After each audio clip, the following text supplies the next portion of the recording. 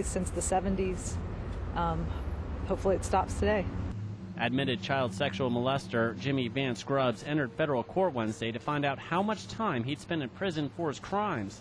During the sentencing hearing, testimony came out that Grubbs took 5 young boys across state lines, molesting them on trips to Myrtle Beach and Columbia. We also learned the former Bailey Middle School teacher molested boys at school, church, and his home. One of those victims testified about the emotional and physical toll of this abuse. He said, "The only thing I ask is you, the judge, give this man the sentence he deserves because he gave me a sentence I didn't deserve." 6 other adult victims came forward in this case dating back to the 70s. One appeared in court saying he was molested by Grubbs in Winston-Salem back in the 1980s. "It's been difficult," he said, "a lot of grief. I've struggled with ways to try and escape. Eventually was diagnosed with post-traumatic stress disorder linked to this abuse." Federal District Court Judge Robert Conrad agreed, handing down a more severe sentence than guidelines suggested, 240 months or 20 years in federal prison. Judge Conrad said his crimes were unrelenting and heartless. Our community trusted him as a teacher coach. You perverted that trust. He took advantage of those relationships as a teacher and as a coach to molest these children. Both the prosecutor and former detective on the case were satisfied with the sentence. You know, all in all, I think the end result is what we're looking for, and we're real happy with it. Grubbs' federal prison sentence ends when he turns 87 years old. Still, he may never get out of prison because he still faces state charges. That trial is scheduled for later this year. Reporting at the federal courthouse in Uptown Charlotte, Sean Flynn.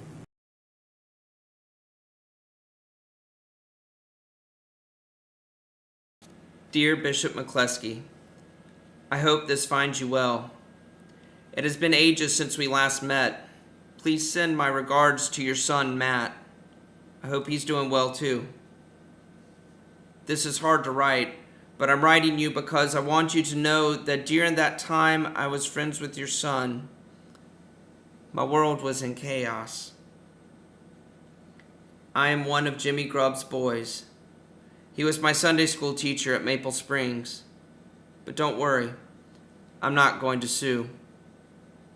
That was me, adult victim number 6, there at the sentencing hearing, October 17th, 2007.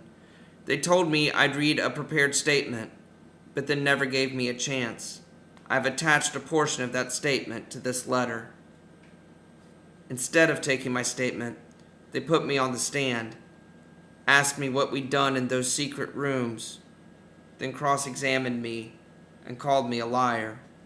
But in the end, I was deemed credible.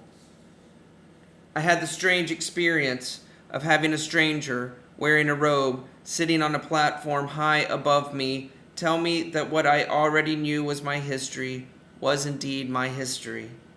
My story has been sanctioned by the state, and that matters to me more than I wish it did.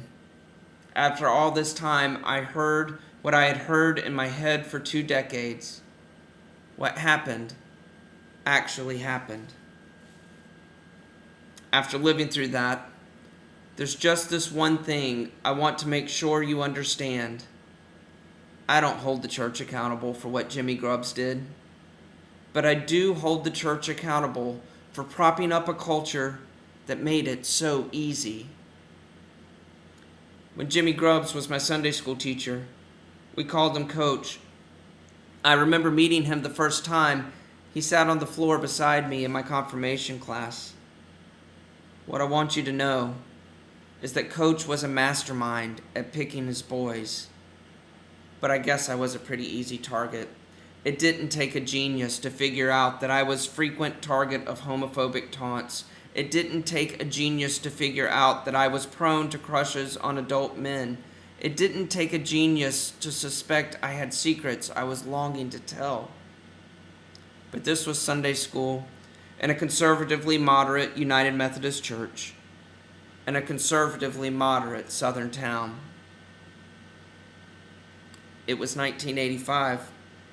AIDS was headline news. All I knew of men who loved men was that they died, and most folks I knew thought they deserved it. All I knew was that I wanted to be among them, living or dying. See, Coach was a mastermind at picking his boys, but I guess I was an easy target.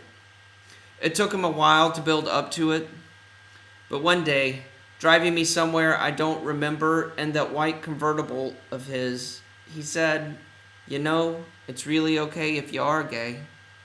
God just made some of us that way. We don't have a choice. It's okay," he said. "You're safe with me, but others, they won't understand. So be quiet." And my life changed. I was named. There's tremendous power in naming. To be named is to be claimed. It is a blessing or a curse.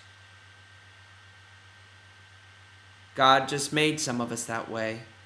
We don't have a choice. We don't have a choice. I had no choice. I was gay. This is what it meant to be gay. So what I want you to understand, Bishop, is that I was framed. It was a setup. Where else was I supposed to go? The church left my parents ill-equipped for the likes of me. Told them I was an abomination. The only adult who would name what was going on inside me claimed it for himself. Jimmy Grubbs wielded them in his own crafty ways, but the tools he used were forged in the church's fires. So next time you are invited to take a stand for folks like me, who once were the children longing to love outside the lines, remember that when no one else stood up, Coach stepped in, and it nearly destroyed me. Bishop, I left the United Methodist 15 years ago. Right after I spoke up the first time about Jimmy Grubbs, I went to a pastor. He took me to a district superintendent. There should be a letter on file, but it was lost by the time I showed up with the sheriff and the FBI a decade and a half later. That letter, so dutifully lost, was incomplete. I was too scared to tell all of what had happened, and no one asked for more information than I gave.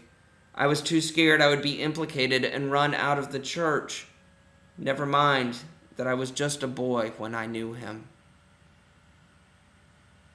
2 weeks after breaking the silence, I went to annual conference at the same place where I once performed sex acts with Jimmy Grubbs. I witnessed a 3-hour argument about what exactly makes for a self-avowed practicing homosexual, the kind of homosexual denied ordination in the United Methodist Church. Later that day, on a drive through the mountains, I told my father that God may be real, but God surely can't be found in the church. We drove on in silence. I became an activist. I remember thinking it would be a status symbol to someday have my name on a file with the FBI. I just figured it would say dissident, not victim. Turns out they didn't use my name anyway. Just victim number 1617605. What does that number mean? I wonder who 1617604 and 1617606 are. I imagine our secrets, snugly pressed against one another, high on a shelf in some warehouse of stories.